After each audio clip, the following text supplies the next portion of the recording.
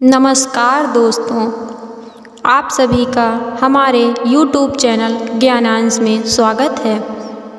दोस्तों, इस दुनिया में जो सबसे बड़ा सत्य है वो है मौत, जिसे कोई भी जीव टाल नहीं सकता।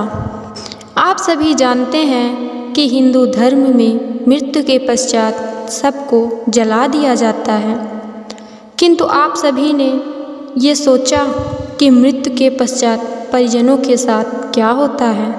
दोस्तों, गरुड़ पुराण में बताया गया है कि मौत के बाद यमलोक से 2 यमदूत आते हैं और 24 घंटे के लिए आत्मा को यमलोक से ले जाते हैं। इस 24 घंटे के भीतर परिजनों के परिवार में सबका अंतिम संस्कार व अन्य सब करते हैं। आत्मा को तब तक उसके कर्मों का पुण्य व पाप दिखाए जाते हैं। इसके बाद यमदूत आत्मा को उसके परिजनों के पास 13 दिन के लिए छोड़ देते हैं, अर्थात 13वीं तक अपने परिजनों के साथ ही आत्मा रहती है। 13वीं के बाद आत्मा वापस यमलोक आ जाती है। इसी बीच आत्मा को 3 द्वार दिखाए जाते हैं। इनमें से एक मार्ग में आत्मा को भेजा जाता है।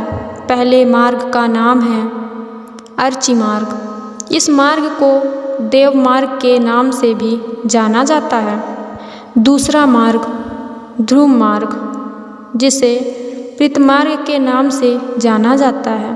तृतीय मार्ग है उत्पत्ति विनाश मार्ग। यह नर्कलोक जाने का मार्ग है।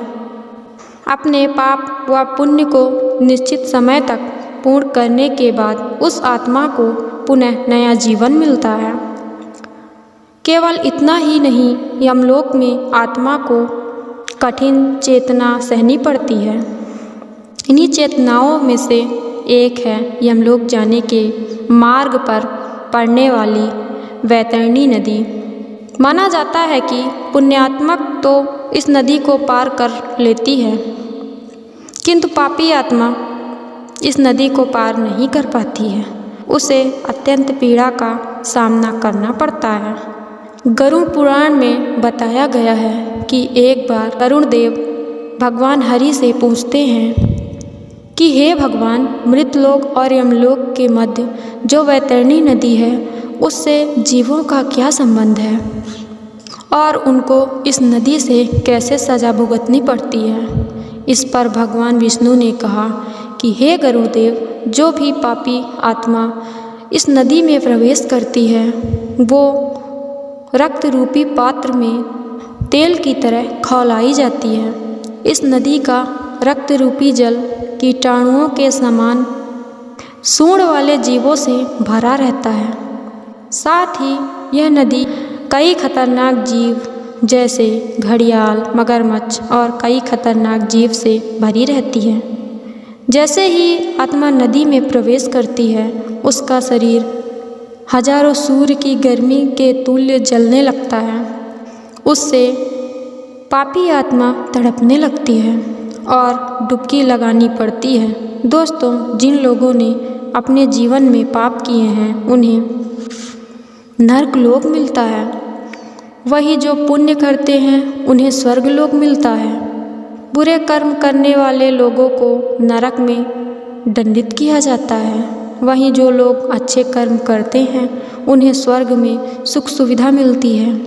गरुड़ पुराण में बताया गया है कि जिन आत्माओं को स्वर्गलोक मिलता है उनका यमराज स्वयं स्वागत करते हैं।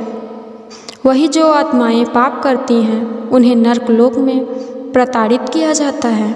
माना जाता है कि गरुड़ पुराण में कई प्रकार के नर्क का वर्णन किया गया है। तो दोस्तों, आज के वीडियो में आपने जाना कि मृत्यु के पश्चात आत्मा के पुण्य व पाप के आधार पर कौन सा लोक मिलता है।